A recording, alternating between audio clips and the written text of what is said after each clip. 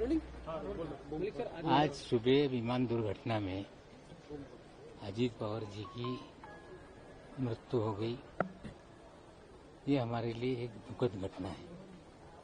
पूरी party, Maharashtra की जनता पूरी तरह से शोकाकुल है और हमें लगता है मेरा व्यक्तिगत जो संबंध उनसे रहा, जिस तरह से दादा हमारे साथ खड़े रहे, हमारे हर संकट में खड़े रहे, हमारा परिवार कभी भी उसे भुला नहीं सकता। एक ऐसा नेता जो हमेशा स्पष्ट रूप से जो भी चीजें थी वो बोलने वाला नेता। और मैं तो कहता हूं कि महाराष्ट्र में एक सेकुलर नेता हमारे बीच से चला गया, जिसकी भरपाई कभी नहीं हो सकती।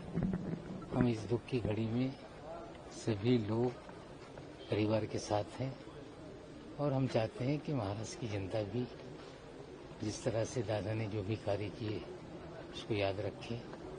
और पार्टी की तरफ से अलग अलग कार्यक्रम होंगे। कल अंतिम संस्कार सुबह 11 बजे विद्या प्रतिष्ठान के मैदान में होगा और 9 बजे अंतिम यात्रा निकलेगी और 11 बजे अंतिम संस्कार किया जाएगा।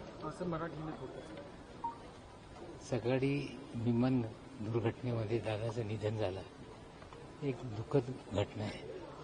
दादा माझे स्वतः व्यक्तिगत संबंध, संकटच्या काळात आमच्यासोबत ज्या पद्धतीने दादा उभं राहिले, मी गेली 25 वर्ष दादासोबत काम करण्याचा अनुभव आम्हाला मिळाला। मंत्री म्हणून त्यांच्यासोबत कामं केली, कार्यकर्ते म्हणून संघटनेमध्ये कामं केली। या प्रकारचा नेता मिळणं हे शक्य नाही।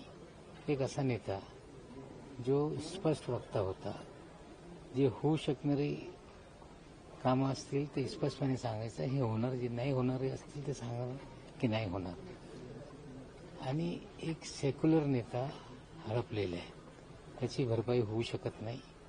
आणि आम्ही सर्व लोक या दुःखद घडीमध्ये पवार साहेबांच्या सोबत आहोत, सर्व कुटुंबियांच्या सोबत आहोत।